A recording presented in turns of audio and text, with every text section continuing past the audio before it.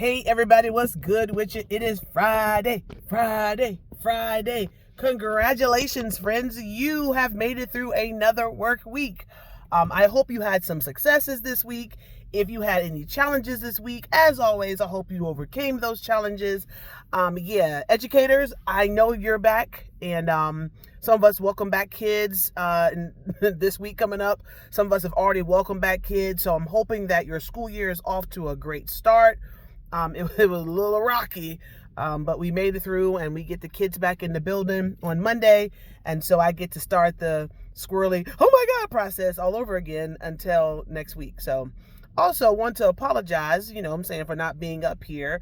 A sister has been busy. I've been on vacation. I've been spending some family time, and so I just thought that a good reprieve from 5F Friday would give me a time to recharge and regroup. But boy, do I got a doozy for you today. So this past Sunday, so last Sunday, we had Reverend Tolliver. He came in and he preached a sermon, and it was based on Matthew chapter 21, I think right around 18, 19, something like that were cases. And it had to deal with the fig tree, okay? And about how, Jesus was hungry. He was there with his disciples. And basically he was like, why is this fig not planting any fruit or growing any fruit or cases? And it's like, you know what, fig trees, since you're not doing what you need to be doing, go ahead and go. And then it's like the disciples are like, yo, Jesus, like you told a fig tree to die and it died. Like, that's crazy, And then Jesus goes, hey, you can move a mountain if you really, want to, what I'm saying? And so the whole idea behind the pastor was that, hey, if you ever had a mountain moving experience, like it is crazy, and how you got to step out there in faith. And I really enjoyed the sermon. However, my third eyeball and the way that I think about it is I was like, dang, what's up with the fig tree, yo? Like the fig tree it wasn't doing its job, and it died. The Lord was like, you ain't doing what you're supposed to be doing, so get out my face. And so I went to go look up what exactly a fig is, what I'm saying? Because I've had a fig Newton, but hey, a fig is a fruit. It's supposed to be good with fiber, good for your body. It's a lot of things that have to deal with that. And so the fact that Jesus wanted a fig, probably because he was really hungry, and it's good for you, and the fig, there was no craziness. So I also got to thinking, you know what? I don't want to be a fig tree.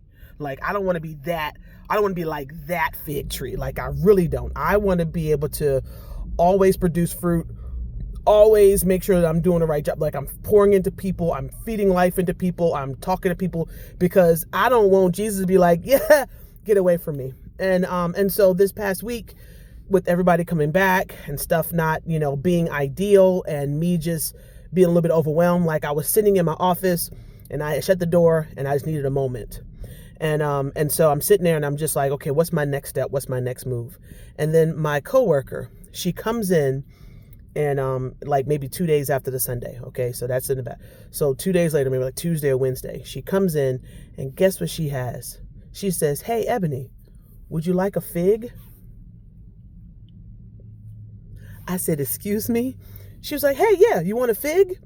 She had a whole bowl of figs. And so I started laughing. I was like, you know what? That's funny to me. And she's like, what? So I told her the story, and we had a moment, because it was the fact that the Lord spoke to me. It was like, no, Ebony, you okay. You're producing figs. And I just have to tell you that, if you have one of those experiences where it's like, it's nobody but the Lord, that is the most coolest thing ever. I'm also telling you that if you're supposed to be bearing fruit, whatever that fruit is, not just having a baby, but if you're supposed to be speaking life into people, if you're supposed to be, making people better, if you're supposed to be out there doing something like building something or having a business or whatever it is, if you're supposed to be doing it, you better do it, because you don't want to be like that tree. You don't want to shrivel up. All right. But that was really cool. And that is something that I will hold on to, because I've had experiences like that with other people where I pray for other people, and people are like, I said, I'm told I'm supposed to pray for them. And they're like, really? And I'm like, yes. And then when I pray, it's everything they were asking God about. I've had those moments, but for me to have one of those moments, hands down. And I know I'm keeping doing my job. So That's all I'm telling you today. Like, continue to bear fruit. Don't be like that fig tree in Matthew, okay?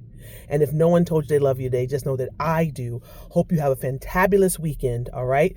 And welcome back, educators and students. And we'll see you next week. Bye now.